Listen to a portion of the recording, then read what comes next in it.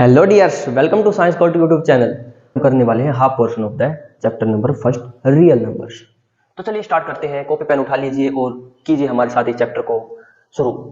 देखिए चैप्टर का जो नाम है वो है real numbers.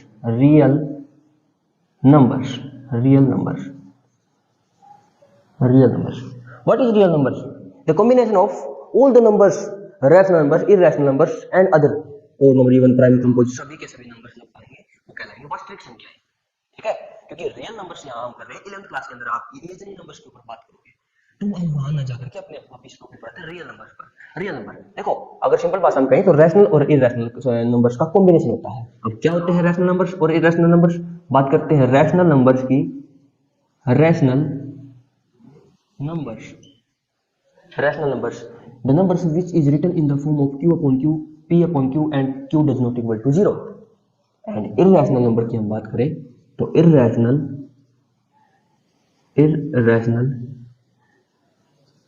numbers, for example root 2, root 5, root 7, these numbers cannot be written in the form of p upon क्यों नहीं लिखे जा सकते हैं, नहीं लिखे जा सकते भाई, p upon q की फॉर्म में इनको हम नहीं लिख सकते। आप कहोगे सर ये लिख दिया, no no no, this is not है इंटीजर। ओके, रूट 5 है, रूट 7, रूट 2, हम इनको प्रूव भी करेंगे ये इररेशनल नंबर क्यों है। ओके, यही तो है इस चैप्टर के अंदर सबसे इंपॉर्टेंट टॉपिक। 3 मार्क्स का क्वेश्चन था ये। अभी सीबीएसई एंड एचबीएसई दोनों बोर्ड्स के अंदर आपको 3 मार्क्स का क्वेश्चन ये मिला है। उठा के देखिएगा आपको सैंपल पेपर एंड जो मेन आपका एग्जाम था 2024 में अभी हुआ जो उस एग्जाम की बात कर रहा हूँ। तो ये हम इसके सेकंड एक्सरसाइज के अंदर डिस्कस करेंगे। फर्स्ट जो एक्सरसाइज है उसके अंदर हम समझते हैं फंडामेंटल थ्योरम ऑफ अरिथमेटिक्स। तो चलिए एक बार छोटा सा बेसिक सा टॉपिक है, उसके बाद हम आएंगे एक्सरसाइज फर्स्ट पर। ओके, तो चलिए शुरू करते हैं। फर्स्ट टॉपिक है the fundamental theorem of arithmetic. The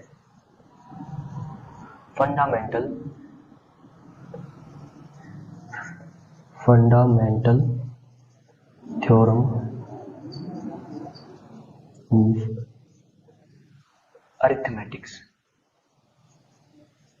अंकगणित की आधारभूत प्रमेय। बात करते हैं the fundamental theorem of arithmetics की कि ये थ्योरम क्या कहती है। This theorem state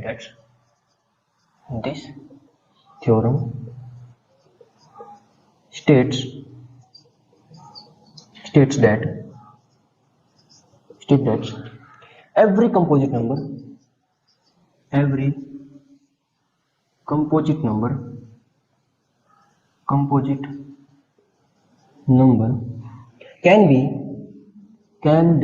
expressed or factorized as the product of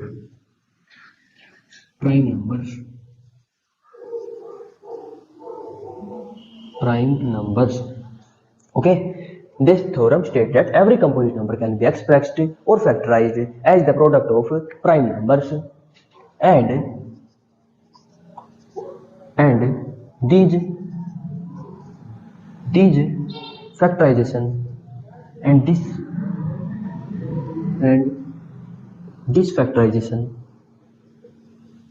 factorization is unique। ध्यान दीजिएगा, unique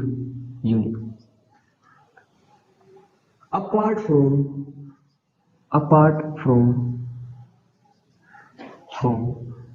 the order in which prime factorization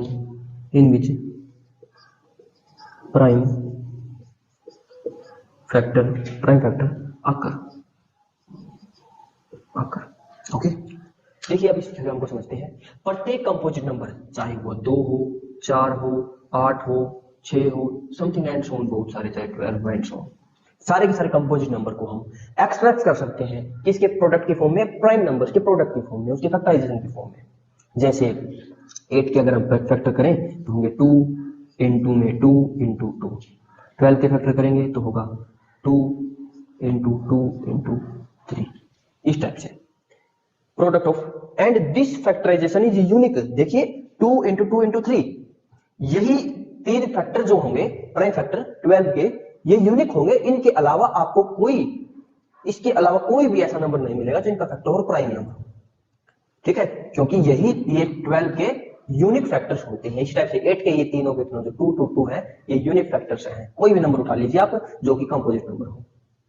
उसके बाद apart from the order in which prime factor occur, order चाहे कुछ भी हो, ऑर्डर चाहे कुछ भी हो, चाहे ये 3 इंटू 2 इंटू 2 हो, चाहे ये 2 इंटू 3 इंटू 2 हो, मतलब ऑर्डर, एसोसिएटिव प्रॉपर्टी आप जानते हो, कम्युटेटिव प्रॉपर्टी आप जानते हो, ठीक है। ग्रुप चेंज करो, there is no effect on the answer, there is no effect on the product of the numbers, okay. चलिए बात करते हैं, तो थ्योरम आपको समझ में आई। दिस थ्योरम स्टेट दैट, ये थ्योरम हमें बताती है जो कंपोजिट नंबर है, सभी कंपोजिट नंबर को हम एक्सप्रेस कर सकते हैं in the form of prime factors के प्रोडक्ट के फॉर्म में, ओके। एंड फैक्टराइजेशन जो है इसकी यूनिक रहेगी apart from the order in which prime factor occur. इनका जो प्राइम फैक्टर है उनका जो ऑर्डर होगा वो चाहे कुछ भी हो, ठीक है, वो यूनिक फैक्टर्स होंगे और वो फैक्टर्स कंपोजिट नंबर की प्रोडक्ट के फॉर्म में लिखे जा सकते हैं, okay. Are you understand this theorem? If you understand then आगे बढ़ते हैं हम इसके ऊपर बेस्ड क्वेश्चंस के ऊपर, जो कि हमारी फर्स्ट एक्सरसाइज के अंदर स्टार्ट होते हैं। देखिए फर्स्ट क्वेश्चन की हम बात करें तो फर्स्ट क्वेश्चन है express each numbers as a product of its prime factors. सभी के सभी जो नंबर आपको दे रखे हैं, जैसे हम एक्सरसाइज 1.1 की हम बात कर रहे हैं जिसमें हम क्वेश्चन नंबर फर्स्ट पर आए हैं। इसमें क्या रखा, एक्सप्रेस कीजिए, आपको एक्सप्रेस करना है, एक्सप्रेस करना है, ओके। इसको ये नीचे जो दिए गए हैं नंबर्स, इनको प्रोडक्ट की फॉर्म में, प्राइम फैक्टर के प्रोडक्ट की फॉर्म में। फॉर एग्जांपल फर्स्ट क्वेश्चन इसमें है 140, सेकंड क्वेश्चन है इसमें 156।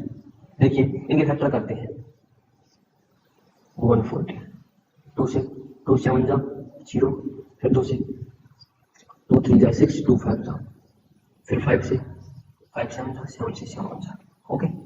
This is the prime factor. Now written this in the form of product of the prime numbers 2 into 2 into 7. Okay, this is the answer of this question.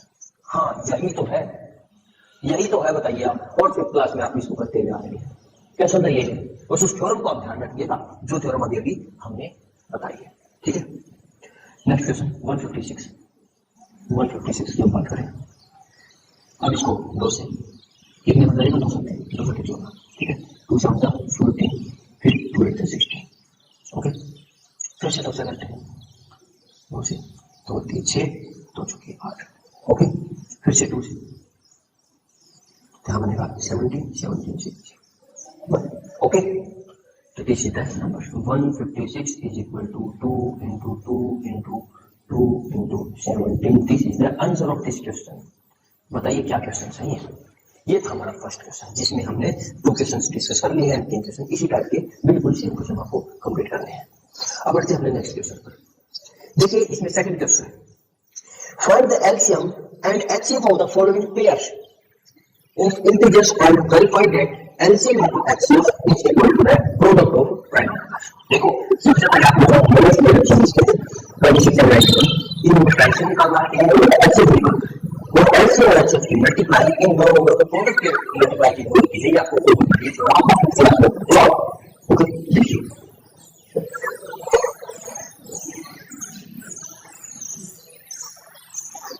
Second question की बात कर रहे हैं। Second question आपको LCM find करना है, LCM find करना है, इसके बाद आपको मल्टीप्लाई करना है, मल्टीप्लाई एलसीएम और एचसीएफ